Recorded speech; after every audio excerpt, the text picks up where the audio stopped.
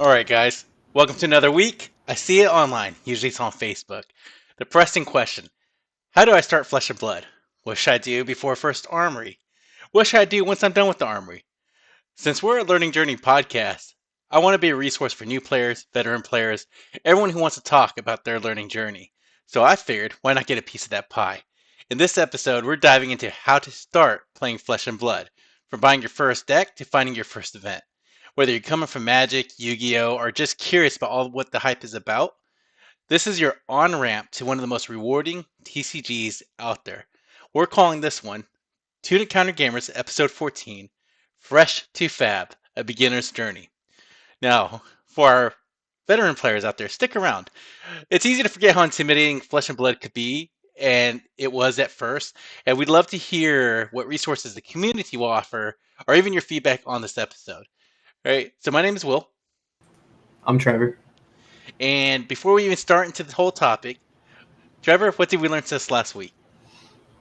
I learned Azalea is kind of hard. I played her for the first time at Armory because I showed up kind of late or last minute notice and didn't have a deck, so I borrowed Evan's Azalea that he actually brought to nationals. Mm-hmm. And I did, pretty decent with it there, but I went 1-2, and the one game I won, I just high rolled at the end because I was not playing it correctly. Yeah, I don't know. It just kind of reminded me that like different decks play very differently. So I went in like having certain ideas and fundamentals, and they didn't really line up too well with that deck's game plan. Yeah, I remember it was, so we're in Atlanta, Georgia area, like a little outside of Atlanta. And it was raining super hard, and I was like grabbing the umbrella, grabbing my playmat, grabbed the deck box. I thought I was trying to bring in Prism. I grabbed Fang. You know what? I learned that Fang's still good. He loses against Wizards. It's a very hard fight. But I also learned a little bit from our resident Wizard expert. You know, he was on Acilio. This was Justin, and he was like, "Look, you got to bleed that first damage over.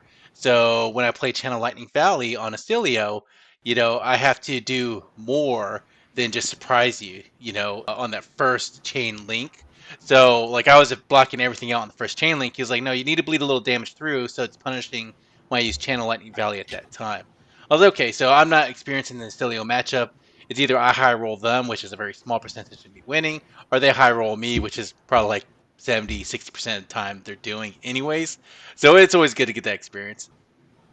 I'm still debating. Oh, also found a very cool gravy deck from Jonathan Ding, and he's playing pummels in his gravy deck, and it makes so much sense because it's on the cost curve for what gravy wants to do. So he's playing a lot of high tide pummels, and he does play a lot of allies too. But I'm thinking, man, if you go pure boats with pummel, that might actually be a spicy gravy deck where you do include the Oystins or the Limpets where as like your core allies, and just probably maybe Chom right at the end, but build around that. So I feel like potentially that might have some gameplay too. All right, but that I thought it was interesting. Yeah, I can see it. Yeah, especially when I got pummeled. I was like, "Are you kidding me? Did not expect that on a Fang. That really hurt." It was out pretty well. Yeah. So background and context of Flesh and Blood for all the new players out there. This was created by Legend Story Studios in 2019. It was launched with Welcome to Wraith. This is not a history podcast, but it did hit the 5-year mark. It still has a growing and strong player base. So for the first people that are curious if this game's going to stick around, I mean, I feel like it is. Trevor, how do you feel about that? Yeah, no. I mean, I feel like they're still a pretty young company, like relative to all the other TCGs, so they're learning, but it does feel like they're learning when they do make mistakes. And they're very, very open with the community, which is like a really big part. Like they do these dev talks with the creator and the lead design, and they're very open about some blunders that they make, but they try to do better every time, and player base keeps growing.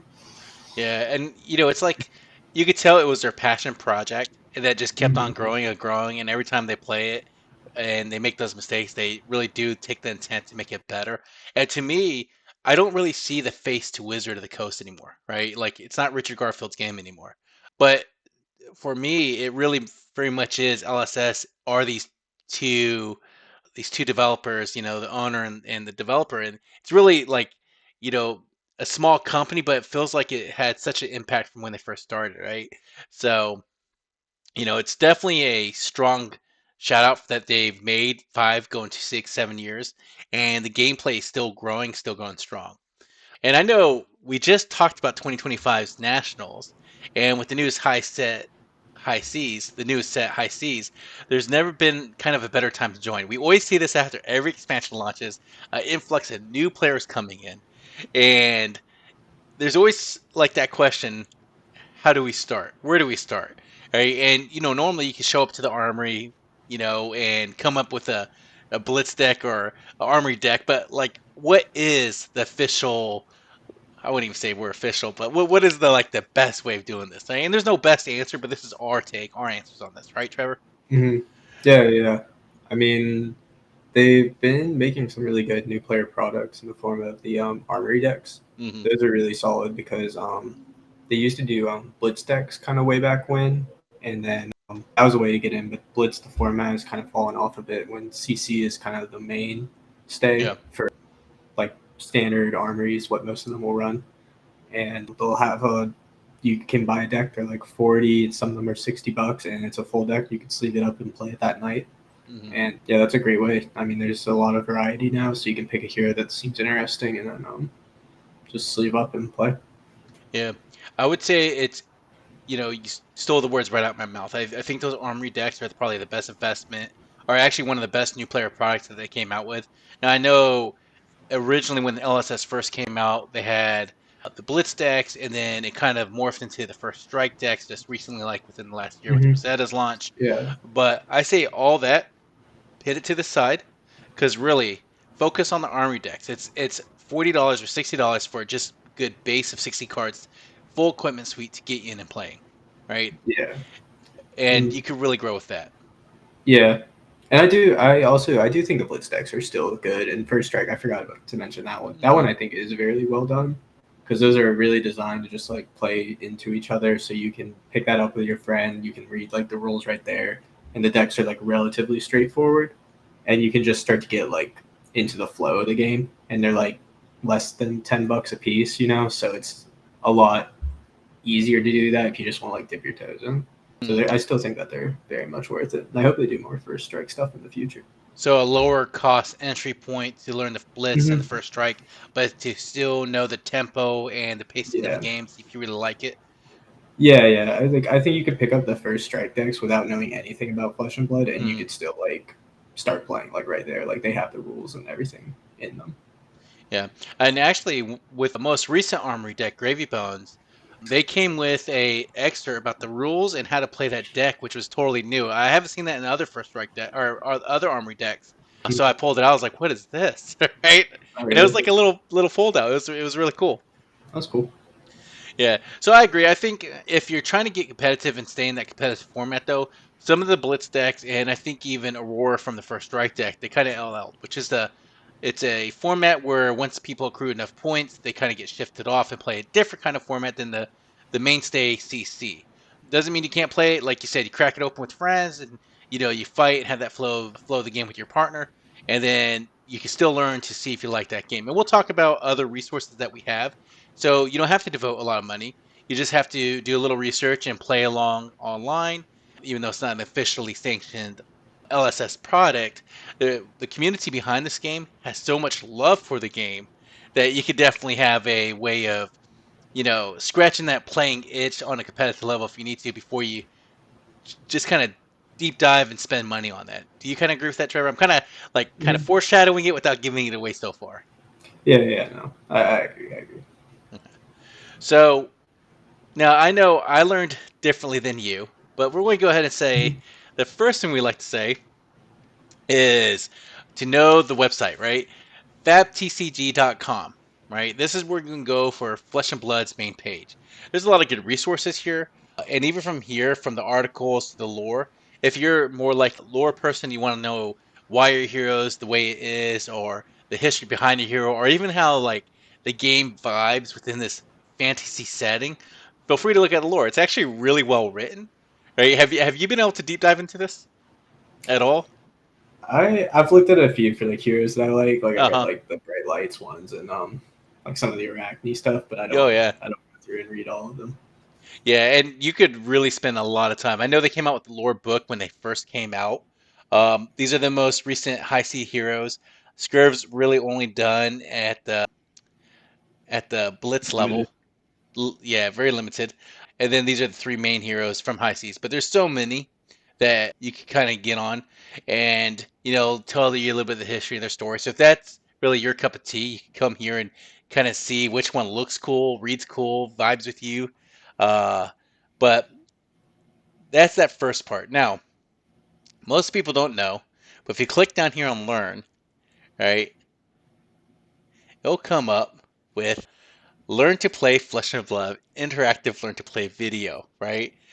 This is where I think a lot of people would either, see it on YouTube from the professor's channel when he's talking about Magic the Gathering and it's a Learn to Play Flesh and Blood. Then they'll come check out this game. This is actually how I played first, where it'll tell you how to play against the first few rounds of the game to get kind of familiar with it. It'll cover like the chain link versus the combat chain. It'll tell you the order of things, turn 0, turn 1. And, you can start here, and a lot of people do. But Trevor, you didn't start here, did you?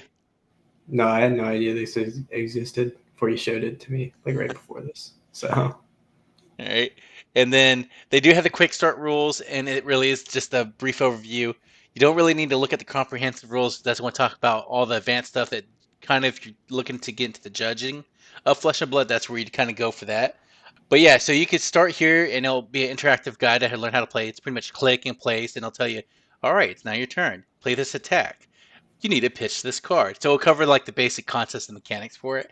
And so again, I was like, let me check out Flesh and Blood, looked at their website. I was like, oh, okay. Click this. I was like, I think I know the gist. I went to the armory and got my ass kicked. mm-hmm. So it happens. Classic. Classic, right? So after this is done though, if you like the game, you're vibing with it, you're going to sign up for it, and you got a little bit of the rules underneath your belt, I would highly recommend it's free. Sign up for your gem account, right? This is where you can store your decks now. This is where you could sign up for armories. It's a little bit advanced, but even before you go into the store for the first time, if you're going into an armory, you're going to have to sign up for a gem account anyways in order to even participate. Now, it's not very hard. It's pretty much email address, password, and the email address is case sensitive. I'm not sure if you knew that, Trevor. Mm-hmm. Crazy. Yeah. Well, you would Uh, figure like why would the email address be case sensitive? I know I had trouble with my first army because I didn't know and I kept on having to forget password. Anyways, so we figured it out. Case sensitive for all the new players out there. Um, and this is where a lot of the events will be kind of tracked at, right? Now yeah. the big site is February, right? Why don't you tell me a little bit about February, Trevor? Yeah, Fabry is a really, really amazing tool. It's a super good. I think first thing you can do is you can search any card in the game, and they have all these filters over to the right. And okay, cool. Can we get that out of the way? You can go to the little filter bar to the right of the search thing. Yeah, yeah. And here, a lot of people, when you start getting into the game, you're gonna be like, oh, like I'm into assassin or mechanologist. A mechanologist looks cool. So then you can do that, and you can hit search here, and you will find every single card that any mechanologist can run. And then, I mean, a lot of players, when they start out, if you're trying to learn, just like looking through these, reading through all these different cards, like seeing what they do, getting a vibe for the class is like instrumental for like figuring out like what you want to do, what your game plan is going to be. And it's really, really solid tool. Everyone uses this like for all the time. Were you Yeah, trying to find lubricant and you messed it up? It's an instant, dog. Come on. dude, I'm Amateur hour. sorry. Okay, well you start. What I was trying to do, but it's still pretty cool because it'll enter the Mhm. features here, and let's say you're looking for a 2 cost, 6 attack power, rare, right? Pretty easy to find, and usually rares and commons, they're fairly easy to get your hands on, fairly cheap, but you really want a card to fit your cost curve, and so that's where this search feature comes in handy. Yeah. And like if your deck needs like poppers for to versus illusionist, you can look Mm. up every like 6 power or more that you can run in your class, and you can see which one would be the best for you. Yeah, so And like then, you said, mechanologist, you said mhm. your power would be 6 because you have Prism out there and equal to or even higher if you want. So I think they Yeah. got the equals to or higher than 6. And then we could do a search because if it's a popper, you really Yep. don't care. You're not going to try to play it out, but you can. But these are all, as you can see, your Mm-hmm. Your cost not really mattering, but 6, 3 block, whatever. But here it Yeah. is. And some of them are So actually from the new set. Cloud City yeah. Steamboat, Sakara Zeppelin. No, it's a So great tool. yeah, I agree with you. My favorite feature is the whole building the decks things. You could copy other people's lists, as you can see. You know, Technical Foundry's deck has good ones. Smurf Nat's deck, like, and I'm gonna bring up Smurf's deck because this guy Smurf pit a lot of time, but the reason why I love it so much is as the players get the experience with new decks, their new Armory decks, they can actually kind of swap out the cards they want and play, but you don't have to worry about what's actually in this deck. What I want to show you is the matchup guide. This is something that you could create for you to keep track of, like how you would deal with matchups using your deck plus your sideboard. All right, and Yeah. that's all through February. Very easy to track and leave notes on. And so it'll really help you, especially if you're trying to prep for the next set and you're not really familiar with the intricacies of it. So you can kind of look at what your opponent's doing and get some feedback for them after the game, and then kind of make your notes on the February website. Yeah. And if you're a new player, people will put a lot of time and effort into these deck lists, just like public ones, and they'll make Mhm. matchup guides, and you can use those as a reference. I've done that. I still Yeah, like this day. I know the matchup. Sorry, the decks. Here it is, the public decks. Right, you could search by name, you could search by the format, the hero, whatever you're looking for right here. And then, so look at it, kind of get inspiration from them. I think you and Evan were both saying how sometimes it's okay to net deck just the cost curve, seeing how many attack actions you have, how many D reacts you have, and that's a good way of going, right? Yeah, yeah. No, like taking inspiration from other people, especially when you're getting started, is like critical. It's Yeah. it's really hard to deck build in this game, so there's no shame in that. Yeah, 100%. And I think my biggest fallback is I picked a hard hero to win with at first, and I didn't even bother to net deck. I picked Rhinar and thought I'm going to just cook with my own skill, and it really slowed my growth down because I really should have paid attention to how good players were constructing their decks first. Now, some Mm-hmm. people naturally have that gift. I didn't. So finally, when I started looking for online help, I did start understanding things a little bit better. So that's always one of those things. You could create your own deck like we've done. And this is on my list. You can see of the different things I've been playing around with. You could look at spoilers when they come out, Mm-hmm. and then you can also look at the meta results too. When you really take this with a grain of salt. Sometimes they'll represent something that's not. I feel like 100% accurate when you play on like brick and mortar or in real life, right? What do you feel about that? It's like fairly. It's good to look at, but it's not like you said. It's not like set in stone, right? Hmm. Like you don't know like exactly what people are doing, and there is like some. I mean, they have the. I think the disclaimer right at the top. There's like some people join the games. They're not really expecting to like Hmm. finish it. They'll have like a bad draw and just concede. Like it's not super competitive. So like if you want to look at like tournament standings, that's probably a lot more true for like current metas. But like for broad overviews, like this is still a really good tool. Yeah. And off also like listed prism's 52% win rate, but in the hands of a good player that's really specialized in this hero, that 52% is going to be a lot higher, right? Especially against the bad matchups too. So, you can really learn Mm-hmm. your deck, and I think we've mentioned it last week with that person that went with the Max Nitro into the tournament scene, and he probably specialized in it a little bit, at least knew his matchups well enough to go 4-0 when you guys played him. So, Yeah. And I guess um, we should also mention that these stats are coming from Talishar, which we'll mhm. go over in a little bit. That's where these games are being played. Yep. So a little foreshadowing there, Telstar, right? Yeah, so February is a good website. This is community ran. LSS, as long as you say, hey, the assets really belong to LSS, but this is a community project, these are our own programmers that really put forth their time into it and helps run it. So LSS is hands off on this. They understand that the community is a big part of this game. And so you'll see you know, a lot of apps or programs or web browsers like this that kind of help the game further along, but LSS really has Mm-hmm. designed this game to play it in the flesh and blood, right, Yeah. with other people. So Barry is actually kind of working with LSS because you can export directly from it to the gem. mm, So they kind of helped out there, which well, was that's nice because everyone already used Fabry. I know. Didn't February? I'm sorry. Didn't LSS try to come up with their own February site, and Yeah, they have their own card database now, which is like that's good to have because they do like their rules reprisals and stuff there, and or rule erratas, I guess. yeah. Now, Trevor, you did mention it. I'm going to go back to the actual main website of Flesh and Blood, because I forgot to say this earlier, but you said it. Events deck list, right? And right here is where you can find the inspirations for the winning list, right? Mm-hmm. So even if, oh look, so like Vincent, I gotta check out this list by the way.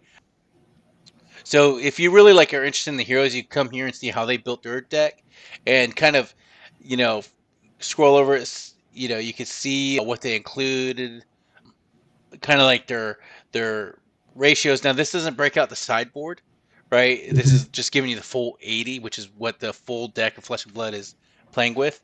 So this is a fun thing to go through, and then you kind of figure out what matchups you should play, what cards, and what matchups you should take out. Because I'll tell you now, although their yellow pitches are mostly allies with only 3 golden tipples and the sea legs, you're not going to throw all these allies into a matchup, right? Not unless you're asking to get your ass kicked, right? So they probably supplement the allies into certain matchups. But as new players learn this more in depth, they'll figure this out and they'll make notes themselves, and that's where February again comes into play. Mm-hmm. Yeah. Now, I know Trevor, you didn't use felt table when you first started, right? This is kind of new to you. Yeah, I used it once, I think, and then didn't really touch it after, so I'm not too Mm. familiar. But I know they do cool stuff. Yeah, so felt table, it's like finding the computer, right? It is one step up from drawing your own cards and seeing how the cost curve is and the pitch play and all that stuff goes. But really, they have a learn to play here as well. They have the classic Dorinthia versus Reinar, but you also have the sealed and draft. You can also do a quick match, but you're really fighting against the AI. So let's say you build this deck and you're really not sure how it's going to go. You don't want to waste another person's time. You can always bring it over to felt table and play against the computer. And really, all it is designed to see how it would kind of match up against this computer. So it's not going to be optimized on the computer's part. They'll make some bad plays, but you should be able to figure out if your deck's going to run smoothly or if it's going to hit those kind of clumps or those speed bumps that really slows it down, right? So that's kind of where it goes into. Now, Trevor, you said you don't use felt table because you actually prefer playing against, other people, correct? Yeah, yeah. So this is Talishar. So this is kind of the main way to play online. Mm-hmm. Um, and it's completely free. You just upload a deck from Fabry, and then you just make your own lobby, or you can join one over there, and then you get to play against somebody just kind of random. And you might need to go back and refresh the page if you've been on it for a while. Oh, But yeah, it'll just let you like kind of jam some games, test some stuff that you might be wondering about. You can spectate games too, which is what Will's doing, which is also I think super interesting. I'll just kind of do that if I'm bored sometimes. yeah. But yeah, the thing is though, it's kind of clunky, and if you don't know the rules or like exactly what's going on, it's not going to be super clear what's happening, and it can be a little bit overwhelming. So I don't really recommend it if you're like trying to learn the rules, because there's no real like tutorial. You just kind of have to like know what you're doing, and then it'll kind of make sense. Like Mm-hmm. it's weird to describe it that way, but I would 100% play some games in person at like a local armory and like have someone like your opponent or somebody like shadow you, tell you like what to do, what's going on, like how you can play your hand, how you can block. And then I would go to the Talishar once you've kind of like gotten your feet wet. I've been playing this game for over a year now, and uh, you know, to me, Teleshore, when I first played it, you really have to know why it won't let you proceed in the game because you have a reaction in your hand that can play it at this Mhm. chain link or in this chain, but you don't catch it, right? Because you're like, oh, I have no intent of using the reaction at that moment. The game doesn't know that. Mhm. It's still offering this window for you to Yeah, react, yeah. right? And Like they this have to. they have to, right? And Hmm. in person, this window that's offered to you happens kind of faster. It's like, okay, I'm playing Hmm. an attack react. Do you have any reactions? Back to me. Okay, I'm going to play more reactions. And then I'm not passing priority. I'm just saying, do you have any reactions? And they're off from that window. Most of the time, what happens is I'm going to play this attack reaction, and then that's all my attack reactions. Do you have any blocks for D reacts? Going out of order here, but that's kind of the gist. Where Talishar slows it down, and every window will offer you that choice. And so that's where Trevor's saying you have to kind of know what's going on within the game to know why it stopped at that moment to offer you this window of time to either do an instant or a reaction. Is that kind of what you're Mhm. saying, Trevor? Yeah, and like even like some weird stuff like pitching, I Mm, think can like catch you if you're like super new. Like you just have to play the card, then you have to pitch, and then like if you want to over pitch, you have to like pick the right cards in the right order. Like there's so uh, many like little things, that right. like could catch you like off guard. Like why didn't it let me do this if you don't know like the specific rules, and it can kind of be like almost frustrating. I would think. Hmm. Like I probably was frustrated when I was first trying it, and then I ended up just kind of only playing in paper for a long time. Trevor, that's funny. That was my story too. I was like, I want to get good after my first, second army, but I didn't have a good grasp on the rules yet. Even with playing, the introductory interactive tutorial that Flesh and Blood offered, LSS offered. But then it put me off. It put me off for a while. It's like, that was so awful. I don't feel like playing more of that. So, but now I play Talishar, and it's actually not a bad experience. I usually play with people Yeah, I know. Best thing it's about like driving a Talish. car. Like once you get used to it, like it's fine. But like when you're starting, it's really intimidating. Yeah, I guess that's true. Yeah, it's just like driving a car. Then I like Talishar because it's actually connected to February. You can import your deck, and so before dropping a couple $100 on to see if the card's really worth it, that really enhances your deck, you could Hmm. actually go and play with on Talishar to see if that makes sense for you, or if you're playing locally and they don't mind, you can always proxy. We do have a proxy Tuesday sometimes. I think everyone should proxy at local armories, not at official events, but Yeah. armories. That's where people are supposed to have fun, and you shouldn't be gate kept because you don't have a place of CNCs. Yeah, I agree. I think our one of our locals, Jose, actually had to sell some of his cards off, and he's building his deck again, but he has to use a lot of proxies until he gets the cards he needs. Now, the good thing about this, and we're going to talk about the reason why new players should go to Armory regardless, is because of the kind of the friendly vibe you get to armories, but also, most armories are set up where you pay for the entrance to the armory, but you get at least one pack for participation, and you get a gem pack. Right now, I know your Mm-hmm. local game store might have it differently, so check with them to see how they run their armories. But it's usually geared to be friendlier for the newer player. Even though in our armories, it's still a lot of competitive people. Like I always said, they'll kick your teeth in, but they'll help you learn why you lost the game, and they're not going to try to knowledge gate you or anything like that. So Trevor, we always ask this question whenever this topic comes along. These are all the tools, and I'll put the timestamps down below. But these are great tools for people to use to kind of get into the game. But what are some of the common mistakes you see new players make? I cover this a lot, but let's go ahead and distill it down to like just a few Mm-hmm. moments or a few sentiments. What do you think it would be? Yeah, I mean, like gameplay wise, like you're gonna be making mistakes. Like you're gonna be misblocking, you're gonna be misattacking, you're gonna be missing triggers. Like it happens. Like I still do that. I've been playing for Hmm. like over 2 years. But I think like a big overarching mistake would be like not understanding why you're losing if you're losing, and like you should talk to your opponent about that. Like if you Yeah. just like lose, go like, oh man, like that sucks, and start like packing your stuff up and like walk away. Like you Hmm. might not learn anything doing it that way, but most of the people who play this game are cool. They'll love to talk to you about it, and they can even point out like where maybe you misstepped somewhere and like Hmm. what you could have done and like how you could have like impeded their game plan a little bit better, and that'll help you learn like a lot faster. And if you say you're new and still learning the game, they Mm-hmm. might help you during the game if they feel like you're Yeah. receptive to that help. Now, if you rather say, hey, I'm new to the game, but if you can help me after the game understand why I'm playing, but let me make my mistakes myself, they'll do Mm-hmm. that too. So you just ask your opponent what's the best way for you to learn, and your opponent's most likely to oblige. I have never been in a situation where the opposite player would not help a new player. Have you, Trevor? Yeah. I've never seen that before. No, never at an armory. Yeah. They're always super casual, and like you're supposed to just have fun there. Like you should. Yeah. No one's gonna like sweat a game for like one prize pack, really. Yeah. That's kind of on them. I mean, like I think even with a newer player 2 weeks ago, we went to time and I had tempo, I had him on the ropes. I was like, hey, this is what would happen if this is an official tournament. We're in an armory.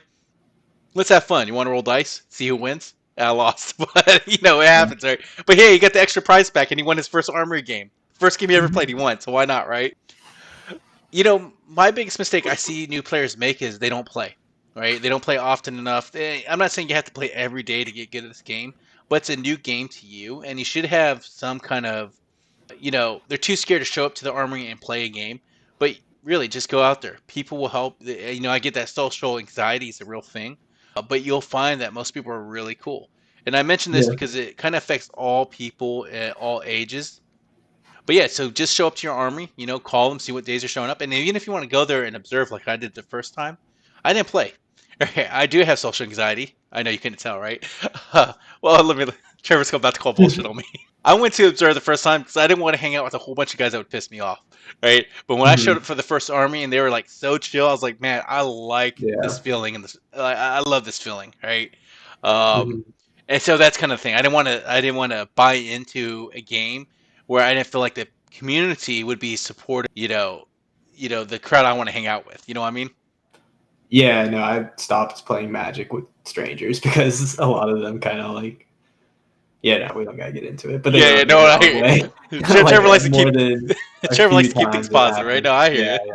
yeah, but that's like never happened in Flesh and Blood. I've met like two like people who've gotten like a little salty. Is like Yeah. the worst horror stories I've gotten.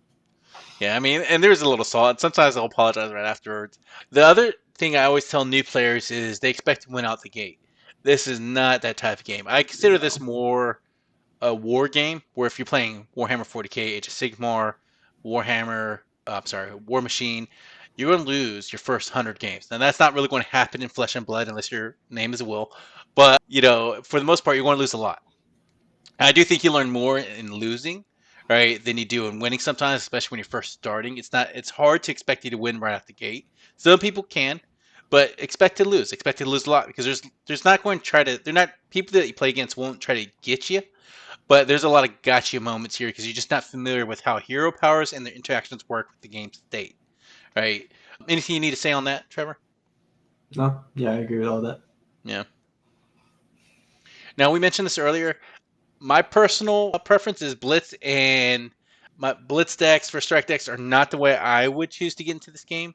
I know they're Mhm. great for fundamentals, but I do think Armory decks are the top tier entry points. Yeah, I kind of agree. I really do think about it a bit more. It just kind of depends like what your store does that you're going to be going to. Because I mean, when I started out, we actually were playing a lot of Blitz. So Mm. like the Blitz decks kind of helped me like kind of get into that format. I don't think that's like as common right now. I think most stores will do CC, but like I would go there, and like they'll probably have products for whatever format the people play. You can talk to them, see like what events they usually run. They'll probably you should buy what they do, because Hmm. those are the people you're going to be playing with. So I think they're both kind of fine. That's a good point too. It does depend on your store. Some stores do run Commoner or Blitz formats, which is, Yeah. variants of the Flesh and Blood game. CC is what me Mhm. and Trevor usually refer to because it's the most common in our meta. But your meta Yeah. very might well be different. So and that's what Trevor's speaking to. Yeah. Now, I always like to shout out the story for our new players or players getting into this game, getting fresh with this game. I always like to shout out Paul and Noah, our two newer players in our meta. Like they've been playing for about a year now, maybe a little less than.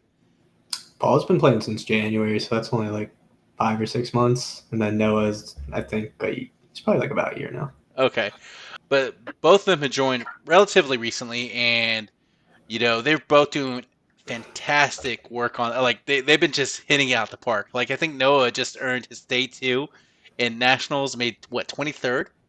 Yeah, 23rd place on This Verdance. and he on Vernon said, and he has not played a very long time. It's probably less than a year, man. I don't think he started at heavy hitters. I think he started at Misville. Maybe, yeah. Yeah, and then Paul again, January he came out and he's he secured his nationals invite within that time frame. And refer back to our episode on the goat. But that's Mhm. that's Paul we're referring to. So although we say expect to lose, you could very much well just like take a fish to water and get get this game. But also they practice a lot, right? They play a lot, so they go to armories a lot, right? And So Paul also top 4 to Battle Harden. He didn't just yeah, get I an know. RTN invite. That may be a little bit more impressive of an Oh, accolade. yeah, well then there you Yeah, go, top 4 battle hardened too. yeah. So kudos to them. I'm not jealous one bit. Trevor, you? No, I'm not jealous that he I, top I'm 8'd when I haven't done that. well, It's that's why we fine. started this podcast, right? That's going to be us one day. So, we mentioned this a little bit earlier for the new players. Be secured in knowing that LSS is doing a great job. It recently in 2024, over 1,000 stores hosted Flesh and Blood events monthly worldwide. That's a huge thing, seeing how Flesh and Blood is very much competing with the top three: Pokemon, Yu-Gi-Oh, Magic. But also they have they have welcome decks. Like usually LGSs that buy a lot of the products will get sent free welcome decks. Now you just have to go say you're a new player and talk to the person that's over the Flesh and Blood product at your store. But they had the Ira deck which you could get for free. Well, I can't remember if it was 30 or 40 cards. It wasn't the best cards out there, but it was enough to play with. And then they actually got the Bravo welcome deck coming out soon. So That they're was the other really thing. doubling down and reinforcing this too. I didn't know that was a thing. That's cool. Yeah. I think even our level up still has one, but we've both been around for so long, and it's just commoner cards or common cards, but it's still a good way to get introduced. Call your LSS or call your LGS and see. There we go. Oh, you I got had one. one? Yeah, I've got 2. I don't know where I got them actually, but someone gave them to me. Oh, that's cool. Shoot. I asked them for one, and they were like, "You gotta talk to this guy." Shout out to Level Up Games, by the way.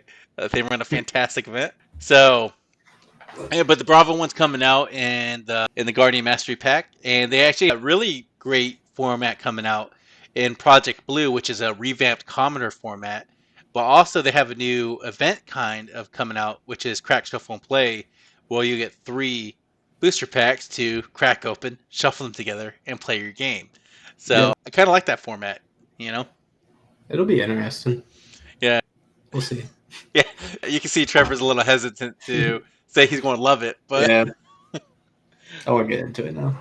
well, here's the thing. I'd rather be lucky than skilled. No, I'm just joking. I'd rather be skilled, Mm-hmm, but mm-hmm. lucky helps too. So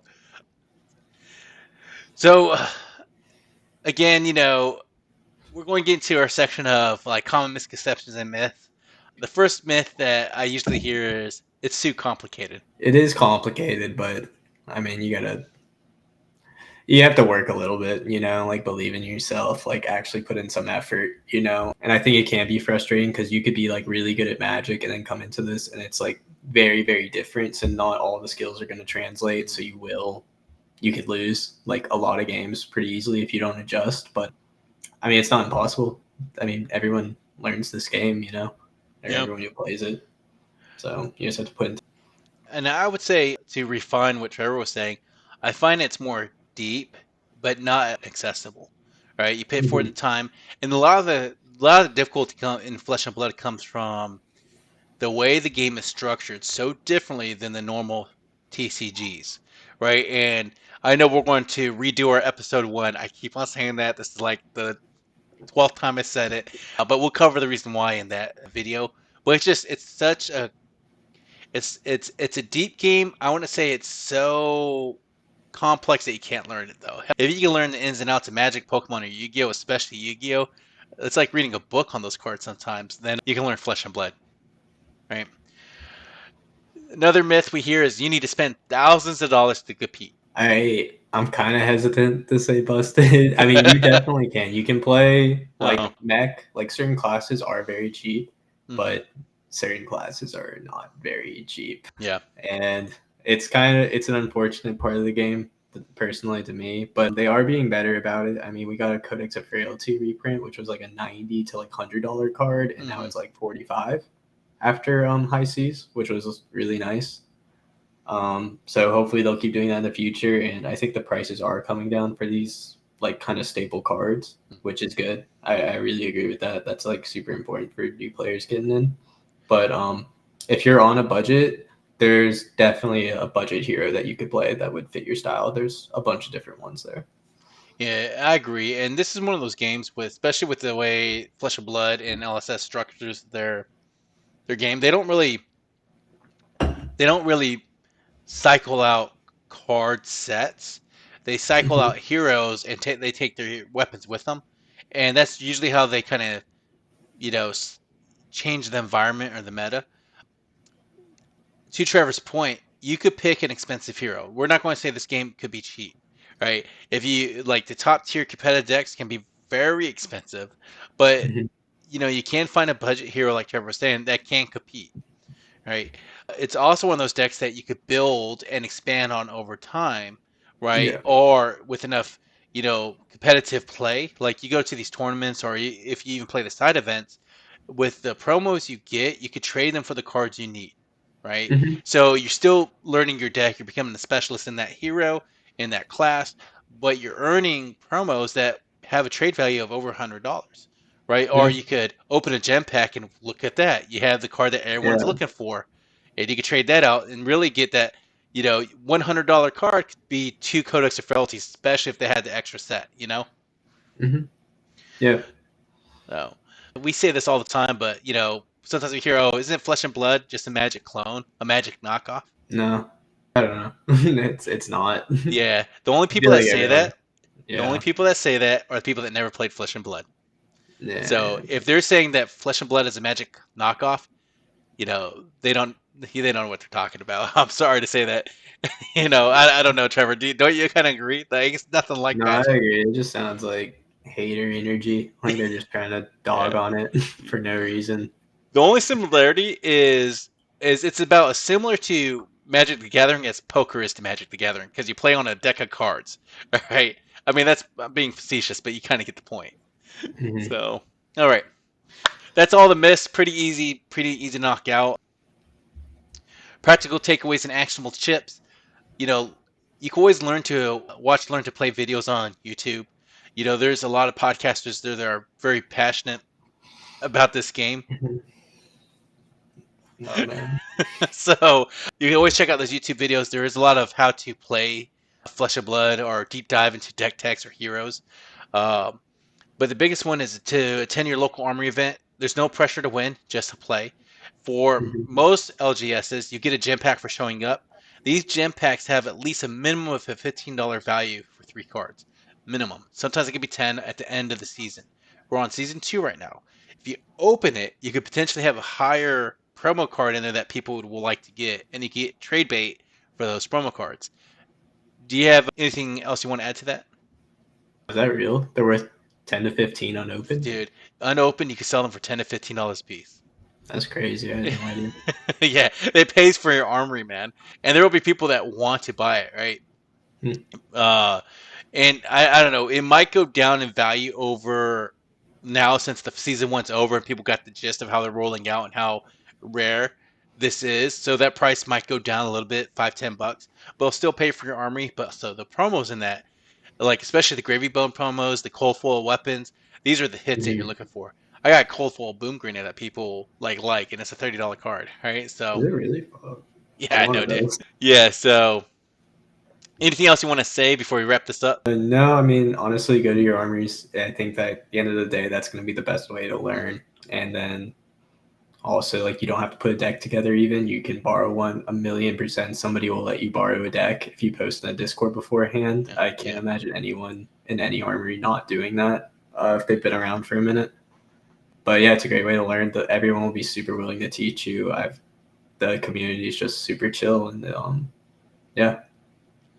You know, Trevor, you mentioned the one resource we didn't cover yet. You mentioned it before, but I Uh, keep on forgetting. Discord. oh yeah, yeah, Sign up to your LGS's Discord, but yeah, Flesh and yeah, Blood has an official Discord. Our LSS has an official Discord for Flesh and Blood. It's we, kind of call it the purple Discord because the icon is purple. yeah. Hmm. But that is where you can find a lot of help for your individual heroes. There's a trade forum, um, all sorts of good resources there. So yeah, check out Discord as well. In fact, we're going to post the invite link to the purple Discord down below. Feel free to join it. Costs you nothing. A lot of valuable resources there. A lot of good players on that. Can't believe I forgot to mention Discord too. Um, Yeah, it's a big one. yeah. So yeah, sure. Flesh and Blood has a learning curve, right? But it does really have one of the most welcoming communities out there, right? So even if you have that social anxiety, you don't have to really worry about it. Show up to your army, show up to the LGS, just put your feelers out there. Um, Hell, if you don't like them, you can walk away. No harm for no foul, right? But I guarantee you'll like them, right? I've never had someone come to our LGS and say, "Man, you guys suck," and walk out the door, right? They just like, "Man, you guys are cool," and they keep on coming back. Glutton for punishments, but they keep on coming back, right? Uh, so it really is a welcoming community. And whether you're trying your first deck or recovering from your fifth missed block, you really do belong at the table. I encourage you guys to show out.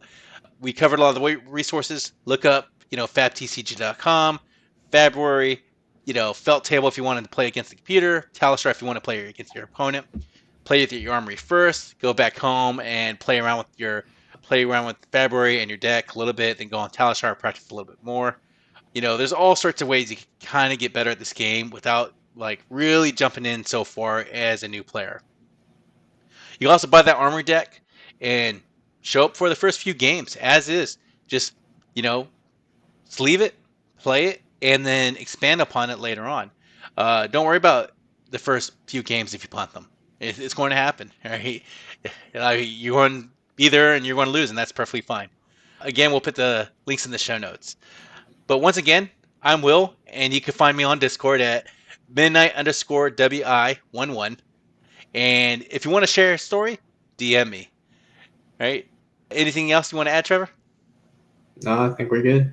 All right. And remember, every turn is a decision. Every decision is a story. And don't forget your damn Tunic Counter. Peace. See you.